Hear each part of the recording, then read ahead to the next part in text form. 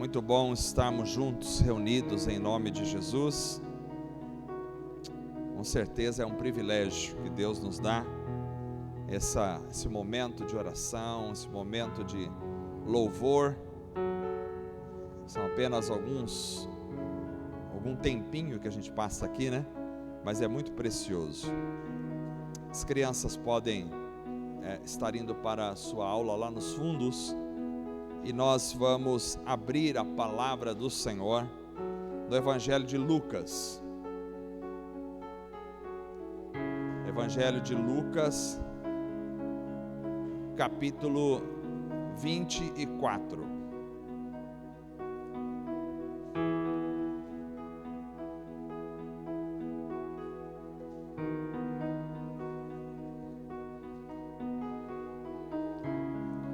Evangelho de Lucas, capítulo 24, a partir do verso de número 13. Nós vamos ler até o verso de número 33. Diz assim a palavra do Senhor: naquele mesmo dia, 2 deles estavam indo para um povoado chamado Emaús, 11 quilômetros de Jerusalém. No caminho conversavam a respeito de tudo o que havia acontecido. Enquanto conversavam e discutiam, o próprio Jesus se aproximou e começou a caminhar com eles. Mas os olhos deles foram impedidos de reconhecê-lo. E ele lhes perguntou: sobre o que vocês estão discutindo enquanto caminham? E eles pararam com os rostos entristecidos. Um deles, chamado Cleopas, perguntou-lhe: você é o único visitante em Jerusalém que não sabe das coisas que ali aconteceram nesses dias? Que coisas? Perguntou ele. O que aconteceu com Jesus de Nazaré? Responderam eles. Ele era um profeta poderoso em palavras, em obras, diante de Deus e de todo o povo. Os chefes dos sacerdotes e as nossas autoridades o entregaram para ser condenado à morte e o crucificaram. E nós esperávamos que era ele que ia trazer a redenção a Israel. E hoje é o 3º dia desde que tudo isso aconteceu. Algumas das mulheres entre nós nos deram um susto hoje.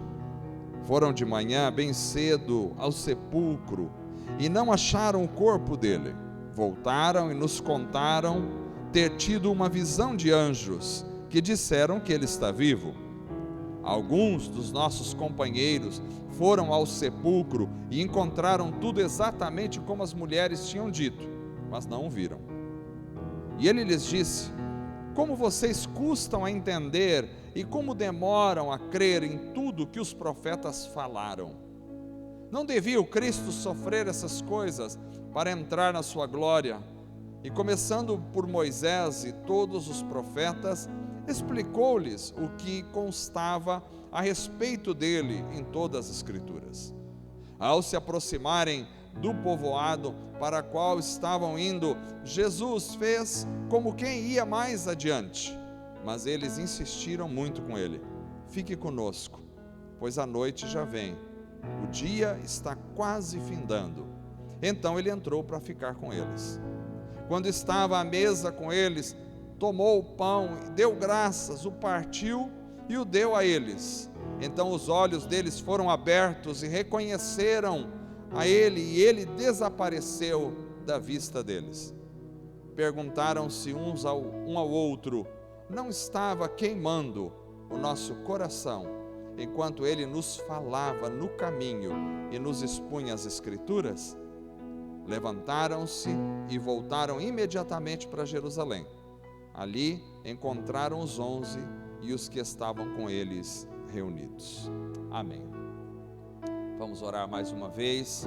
Quero colocar a vida do pastor João, que não está conosco hoje. Ele foi pregar em uma outra congregação, uma outra igreja. Quero orar para que Deus esteja o abençoando lá também. Senhor Deus, graças te damos pela tua palavra que lemos essa noite. Pedimos a Deus a graça e o poder do Senhor sobre a vida do pastor João, que está pregando em outra congregação, onde ali também eles servem ao Senhor. Estenda as tuas mãos, use-o, ó Pai, para trazer a tua palavra com ousadia, intrepidez, com a unção do Espírito Santo.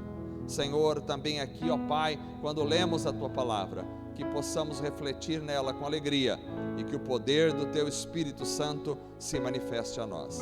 Que tudo seja para a glória e para a honra do teu nome somente. Em nome de Jesus. Amém e amém.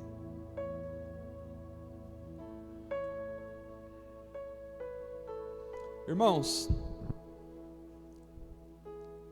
esse texto dos discípulos no caminho de Emaús, ele sempre me chamou muito a atenção. Eu já preguei algumas vezes sobre esse texto e já preguei aqui também sobre esse texto.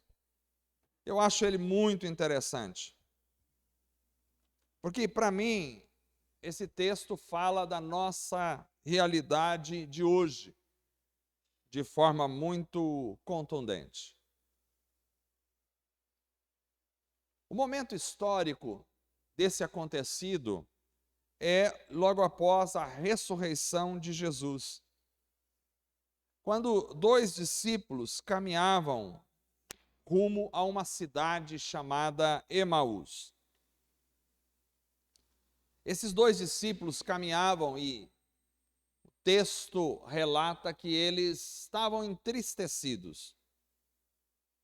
Conversavam entre si, mas eles não sabiam que Jesus havia ressuscitado. E por isso iam tristes e pensativos sobre o que tinha acontecido, ou seja, a crucificação de Jesus.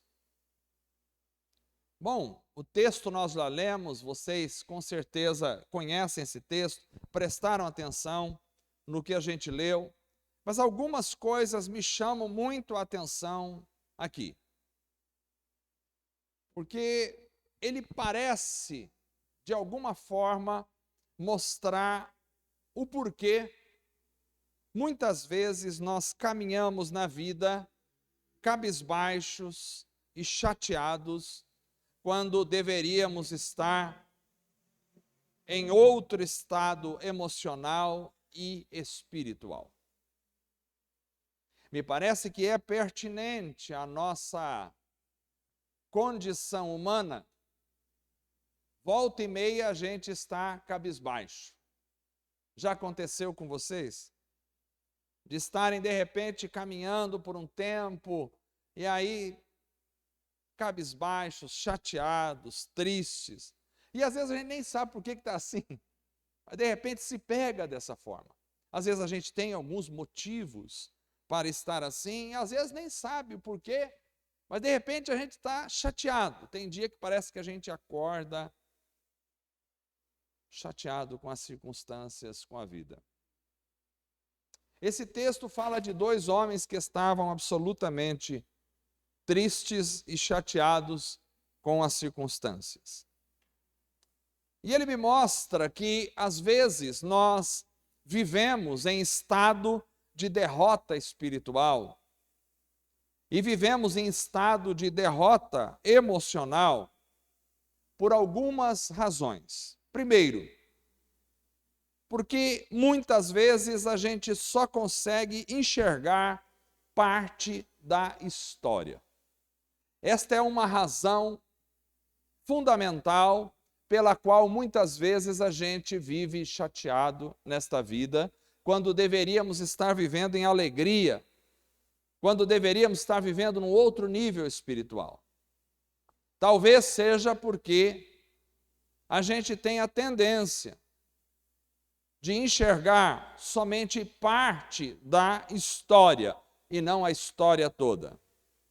Vejam que esses 2 discípulos caminhavam em direção a Emaús, mas eles não sabiam ou eles não conseguiam crer que a maior notícia da história,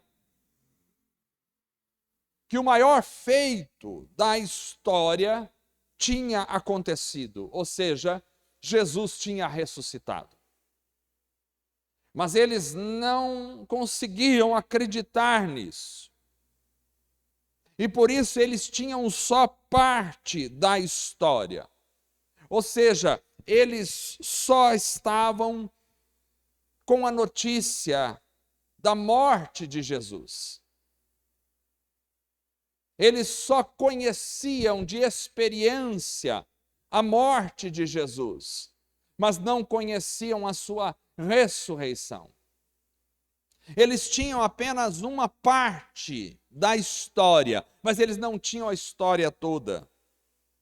E é interessante porque Paulo nos diz, em 1 Coríntios 15, 17, que se Cristo não ressuscitou, é vã a nossa fé, e ainda permanecemos em nossos pecados. Ou seja, a ressurreição de Cristo é uma parte importantíssima da história da salvação humana.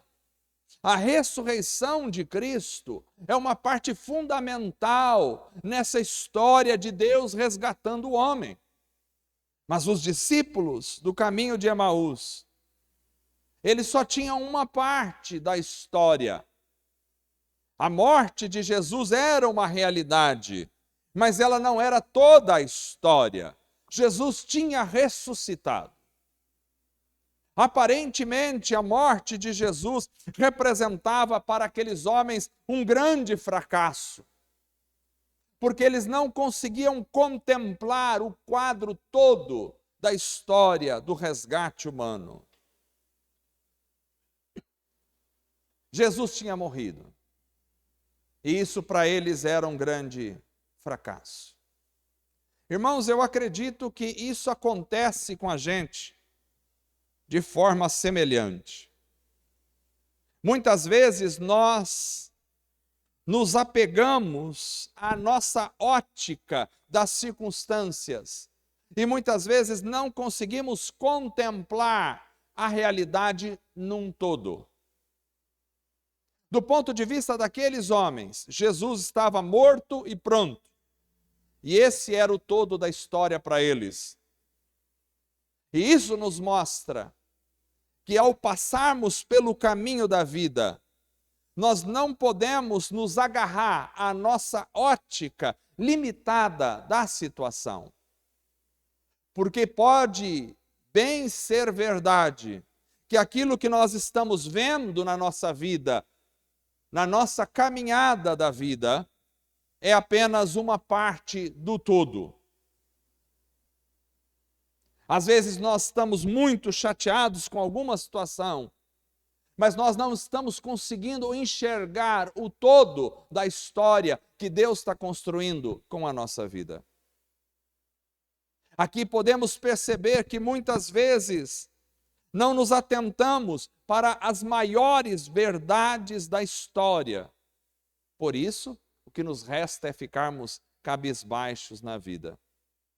Irmãos, somos desafiados essa noite a andarmos na vida, não apegando ao que vemos simplesmente.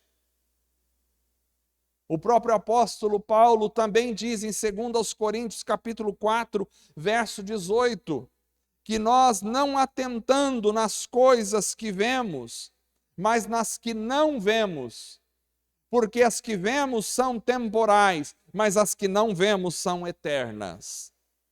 Então é preciso viver por aquilo que não vemos, não por aquilo que vemos.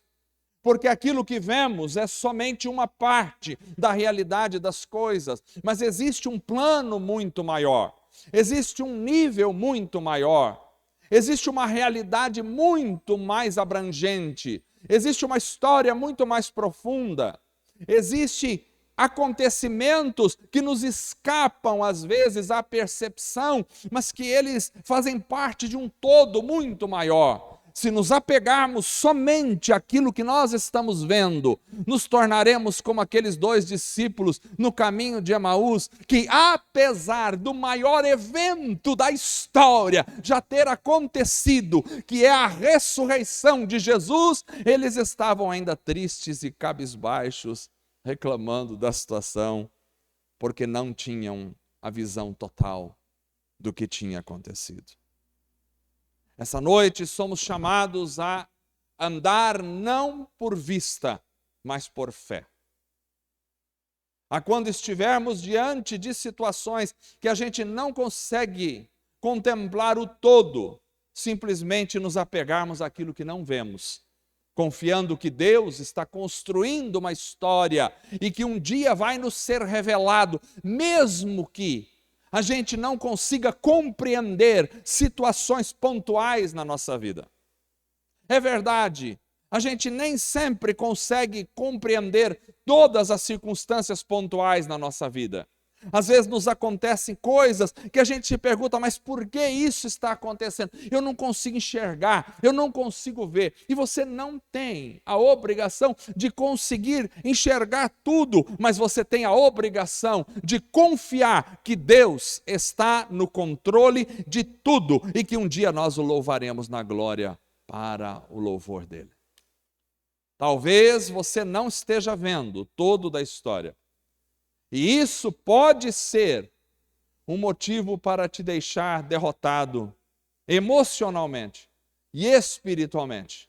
Mas eu te desafio esta noite a confiar, porque a história toda você ainda não compreendeu. Segundo lugar, esse texto nos mostra que às vezes nós vivemos em um estado de derrota espiritual e emocional, porque muitas vezes estamos com os olhos fechados para quem está andando conosco. Essa é uma grande verdade. Muitas vezes estamos com os olhos fechados para quem está andando conosco. Foi isso que aconteceu aqui. O texto diz que aqueles 2 discípulos estavam caminhando, mas de repente, no verso 15 diz que Jesus se aproximou e começou a caminhar com eles, mas os olhos deles foram impedidos de reconhecê-lo. Interessante, eles caminhavam e Jesus com eles, mas os olhos deles não conseguiam reconhecer que era Jesus.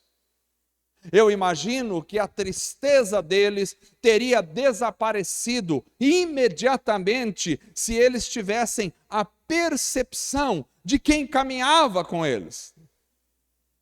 Eles estavam tristes porque Jesus tinha morrido, mas Jesus tinha ressuscitado e estava com eles. E eles não percebiam. E o fato de não perceber quem estava ao lado caminhando os mantinha tristes.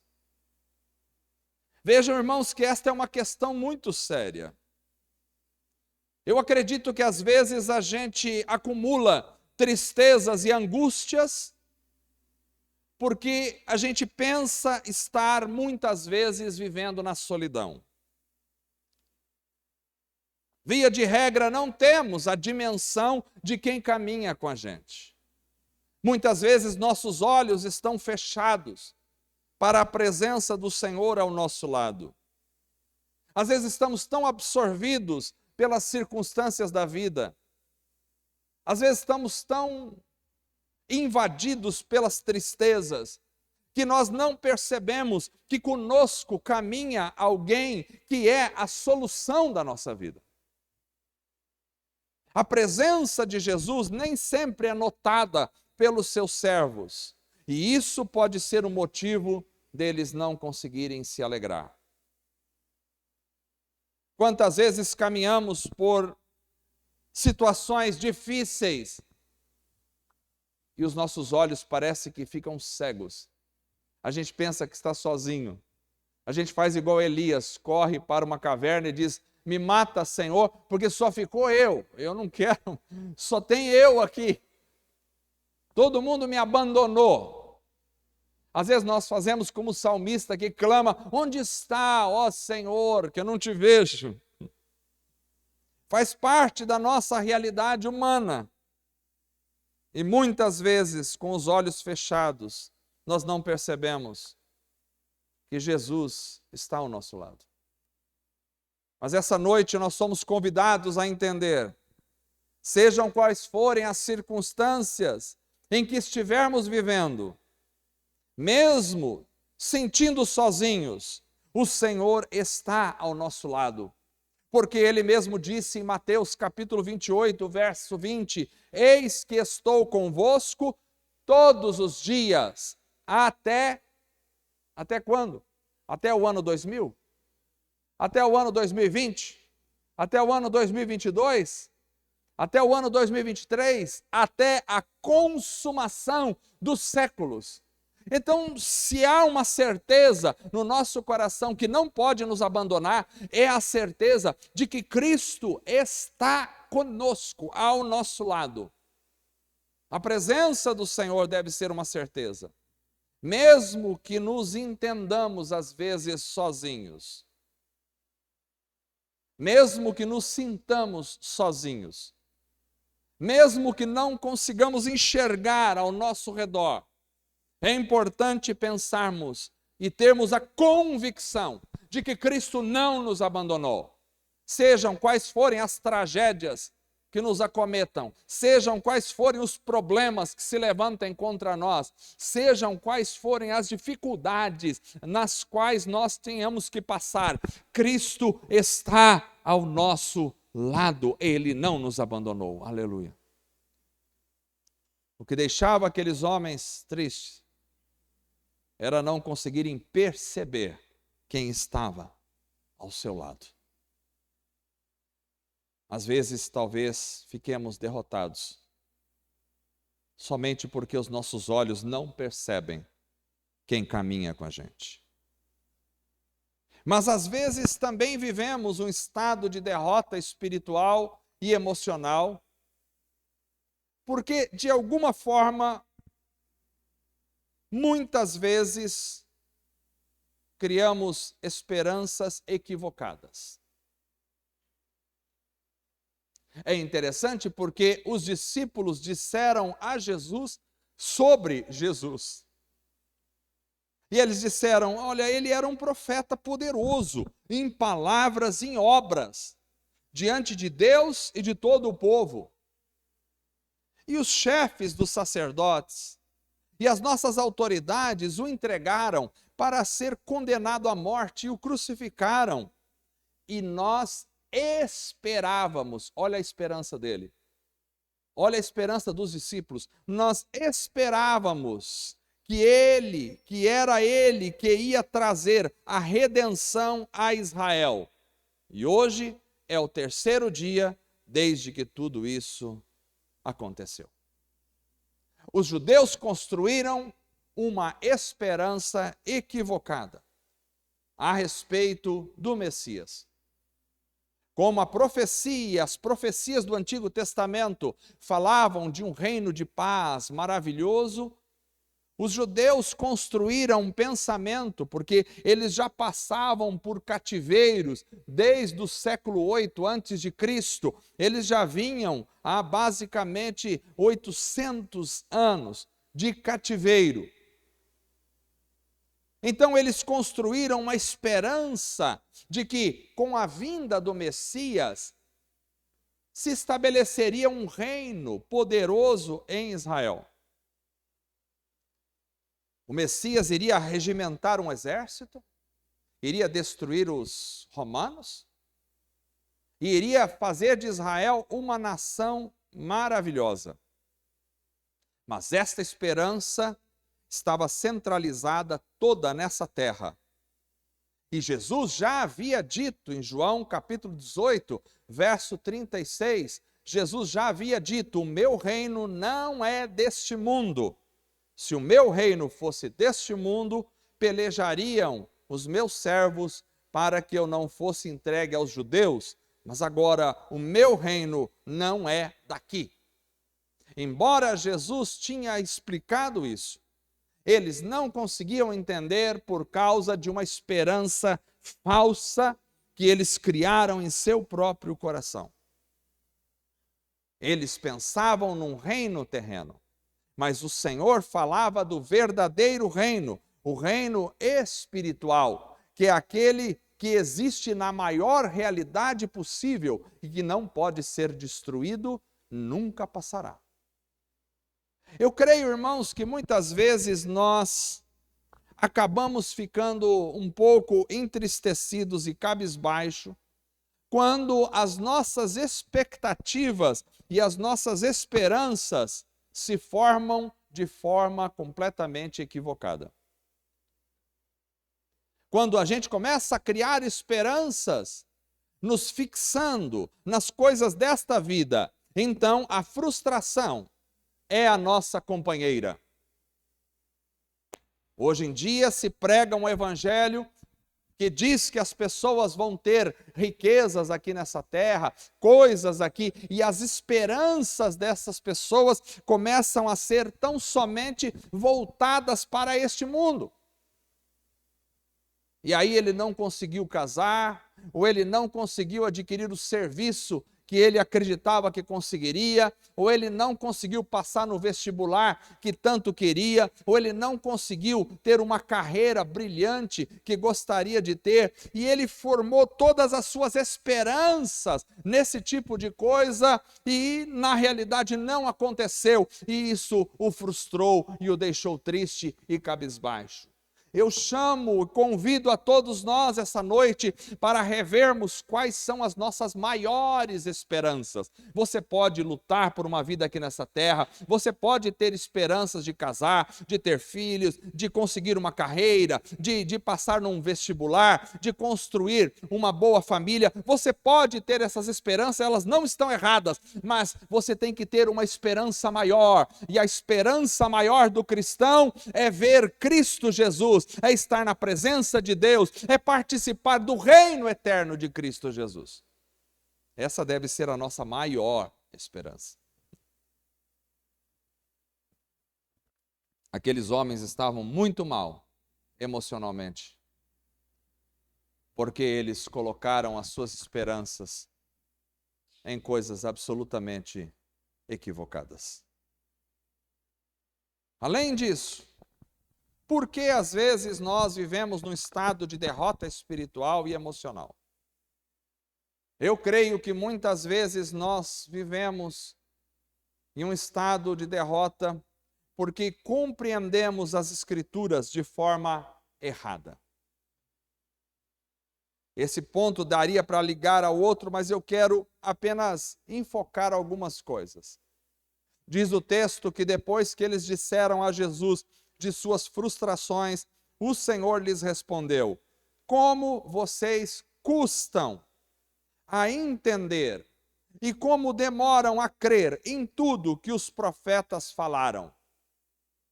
Não devia o Cristo sofrer estas coisas para entrar na sua glória? E começando por Moisés e todos os profetas, explicou-lhes o que constava a respeito dele em todas as Escrituras.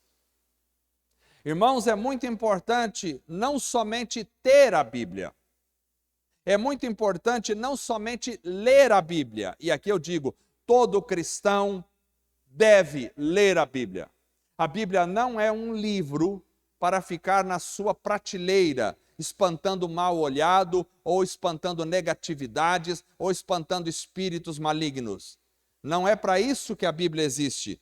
A Bíblia não é um livro para você guardar ele lá num plástico e dizer, olha, eu tenho Bíblia em casa. A Bíblia não é para isso. A Bíblia é um livro para ser lido, compreendido e praticado.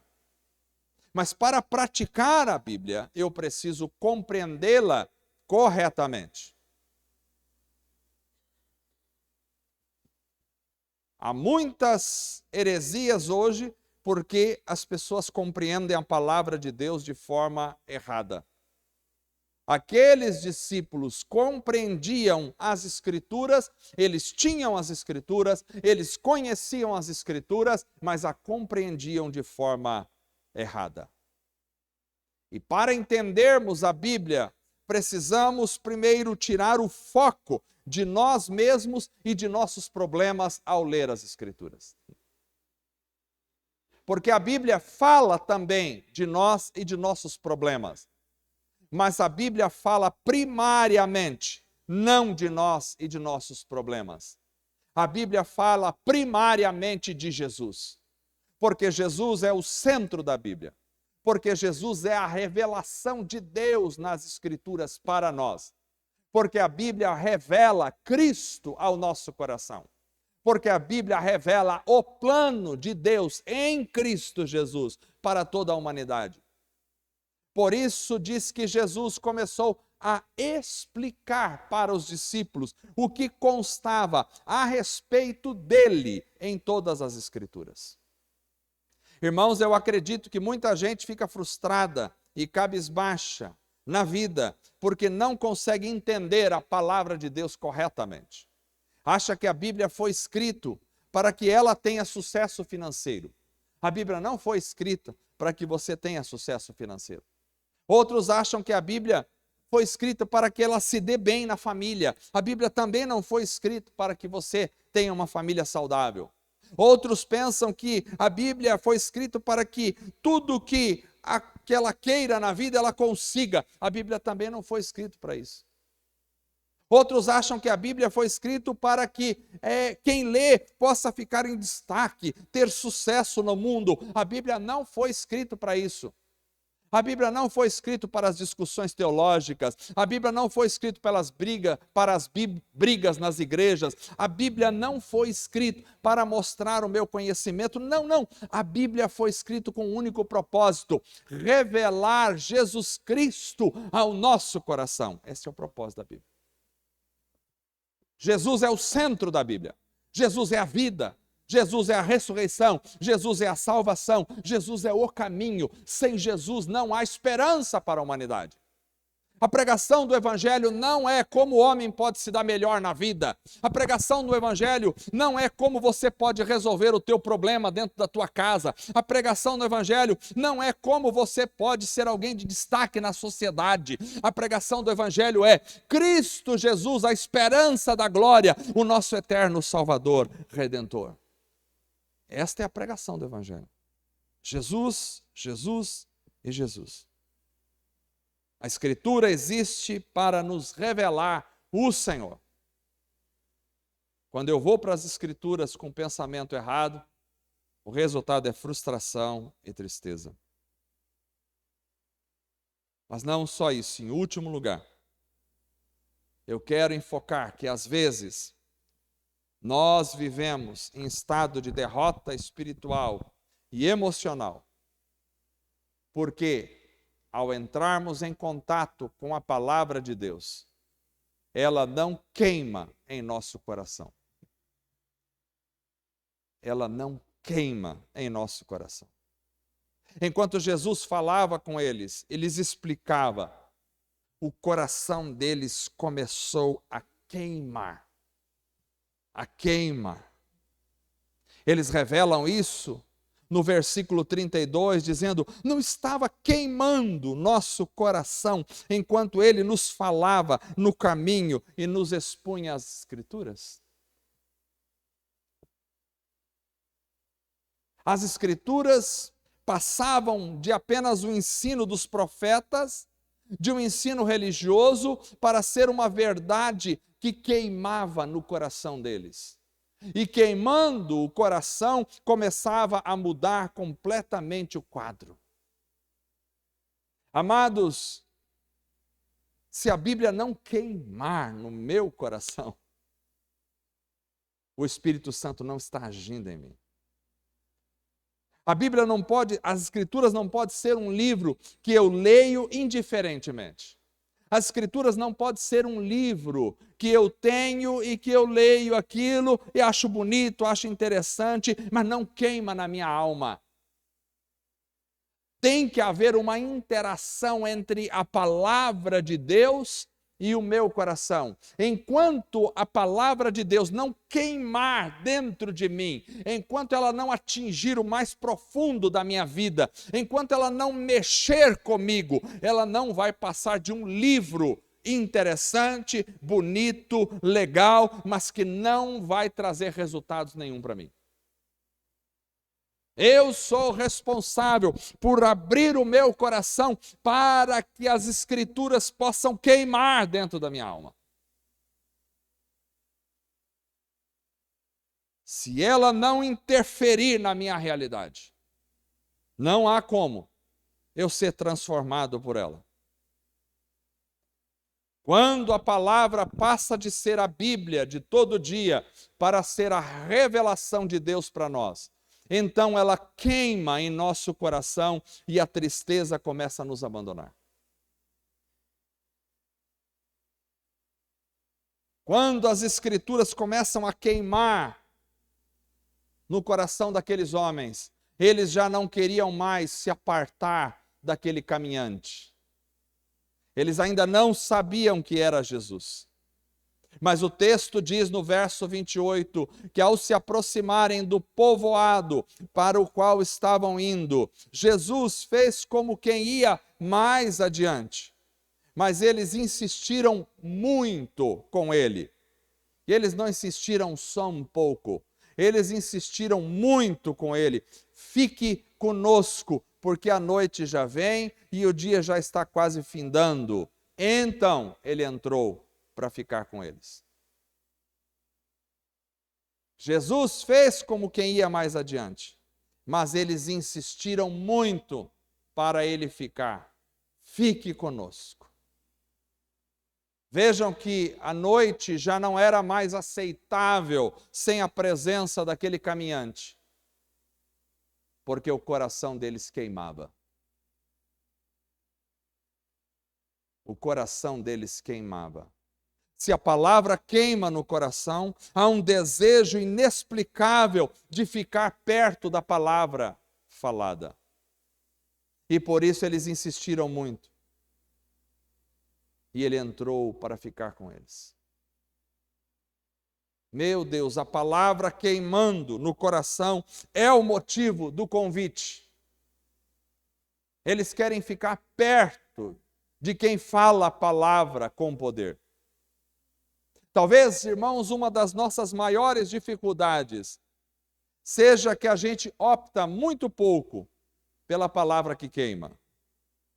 A gente ouve a palavra num culto de domingo à noite, estamos aqui, e às vezes ela toca o nosso coração, ela queima na nossa alma aqui no culto. Mas aí a gente sai daqui e a gente entra na noite escura sem a palavra. Esses homens não querem deixar a palavra. Eles não querem abandonar a palavra. Tem até uma música que nós cantávamos antigamente.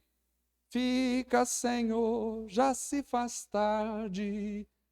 Era a música, depois o Rodolfo vai vir aqui tocar essa música. Era a música que fala de uma realidade queimando no coração.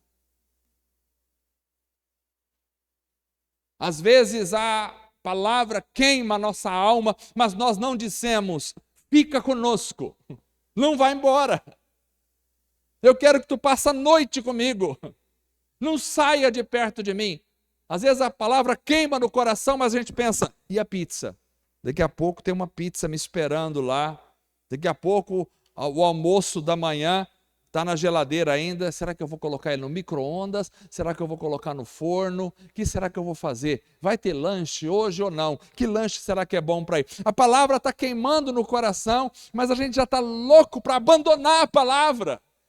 Quando queimou no coração daqueles homens, eles disseram, você não vai embora. Não, eu estou indo para Jerusalém. Não, fica e fica e fica. E eles insistiram, fica. Traz a palavra que está queimando para dentro da vida, para dentro do ser, para a intimidade da casa, do lar. Não abandone a palavra queimando na noite escura. Não abandone, foi isso que aqueles homens fizeram. Venha para dentro da nossa casa. Agora que queimou o nosso coração, nós não te abandonamos jamais. E olha, Jesus entrou para dentro da casa, Jesus entrou para a intimidade do lar, Jesus entrou para a mesa, Jesus entrou para o momento do pão. E quando Jesus entra, e quando a palavra que está queimando faz parte da vida cotidiana tua, não só do culto da noite, não só desse momento aqui, mas quando a palavra vai com você, você diz, Senhor, eu não quero perder essa palavra queimando no meu coração, quando eu sair por aquela porta na noite escura,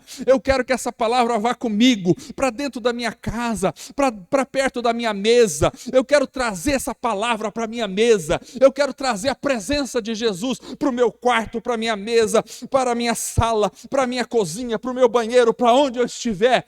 Quando isso acontece, então o pão é partido, e quando o pão é partido, Cristo é revelado no lar, e quando Cristo é revelado, ele teve que desaparecer, porque eles jamais o deixariam sair daquele lugar. Aleluia.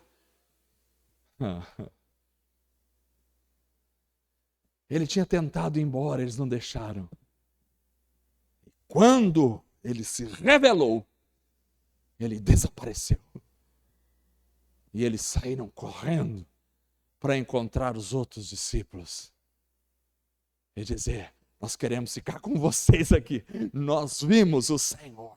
A palavra queimou na nossa alma.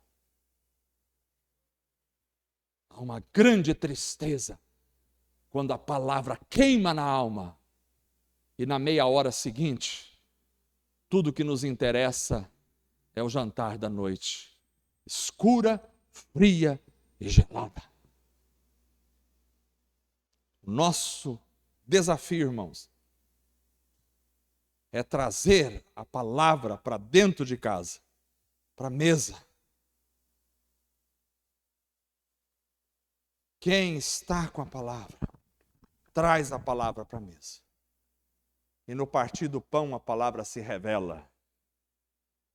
E a presença do Cristo é real, dentro da minha casa. Se a presença do Cristo for só aqui dentro, eu não levei o calor da palavra. Se o calor da palavra não aquece o meu coração, a noite o congela. Esse é o nosso desafio. É o nosso grande desafio. Deixar a palavra que queima perto da gente o tempo todo. O tempo todo. Eu já participei e vou terminar aqui, eu já participei de muitos retiros de jovens. Eu acho que eu já me diplomei em retiro de jovens. Já participei participando, já participei pregando, já participei de todas as, organizando, de todas as formas. Mas quase sempre, uma coisa me gelava o coração. É que no momento do retiro, a gente fica tão cheio do poder de Deus, da presença do Espírito Santo, da graça, da unção de Deus. É tão gostoso, mas são 3 dias apenas. Depois de 3 dias, 4 dias, a gente volta para casa e a vida continua normalmente. E o Senhor vai embora para Jerusalém e a noite gélida e escura congela novamente a nossa alma. Eu clamo a Deus para que nós possamos ter experiências que incendeiem a nossa alma pelo resto da nossa vida. Eu clamo a Deus para que a gente tenha experiências com Cristo que marquem a nossa vida para sempre.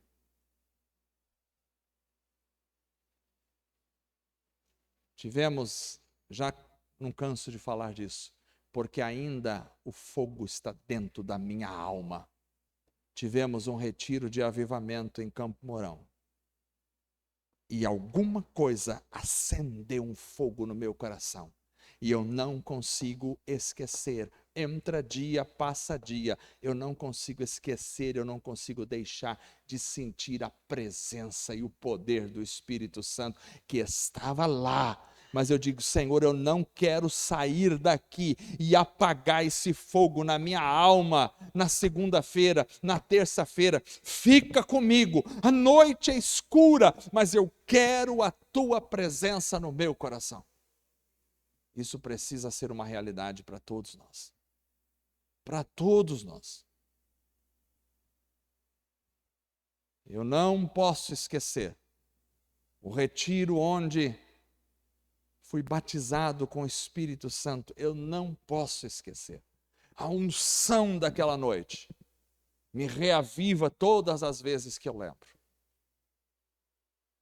Eu não posso esquecer pregações que eu já presenciei, onde o poder de Deus foi derramado na igreja, e aquilo incendiou a minha alma por anos e anos. Eu não posso esquecer. Fica, Senhor. Eu me recuso a entrar na noite fria sozinho.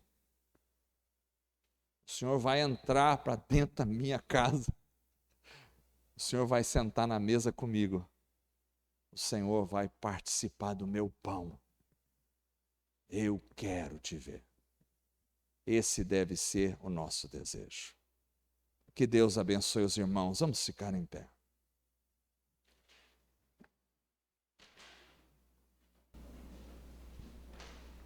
Talvez você esteja em algumas dessas circunstâncias que foram mencionadas essa noite. Às vezes nós vivemos um estado de derrota espiritual e emocional, porque só conseguimos enxergar uma parte da história, mas não a história toda. Talvez porque estamos com os olhos tão fechados para quem está ao nosso lado e anda conosco constantemente.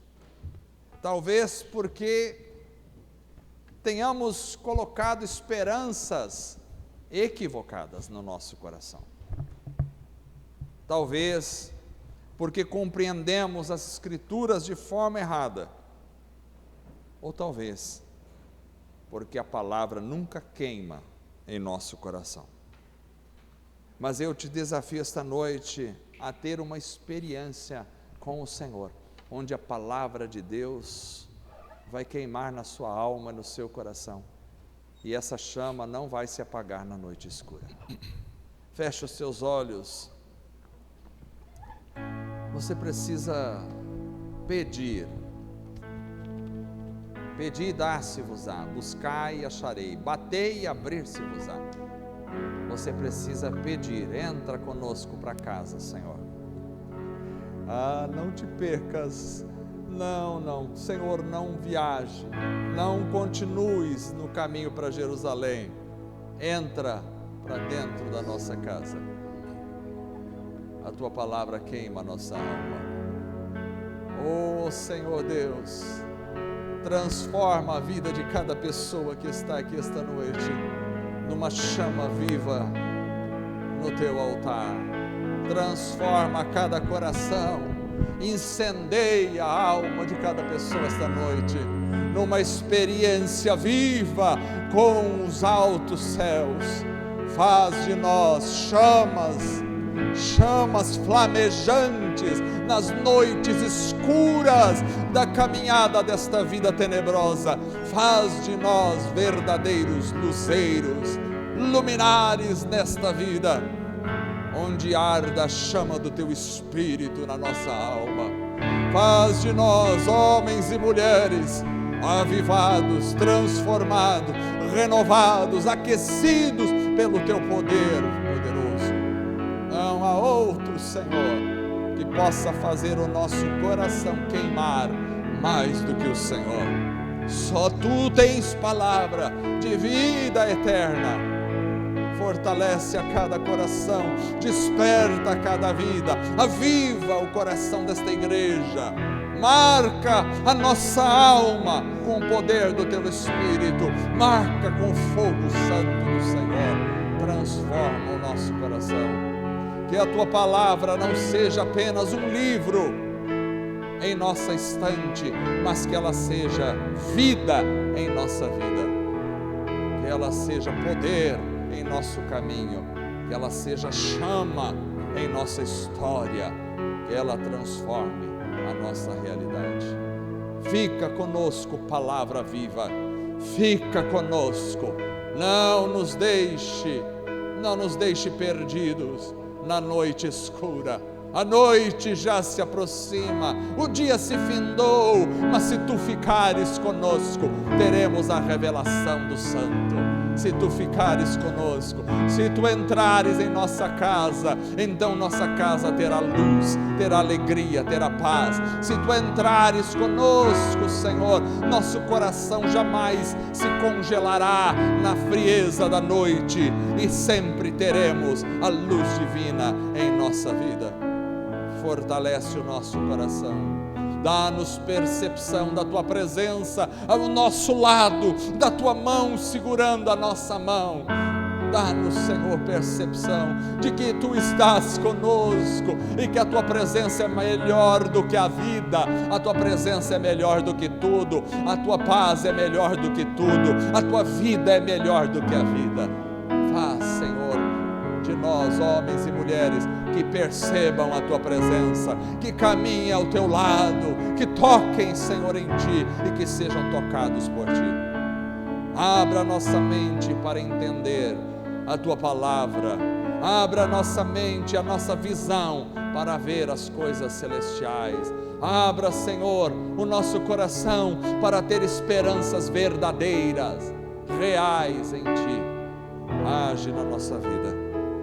Em nome de Jesus, amém. Vamos cantar com alegria ao Senhor esta noite, aleluia.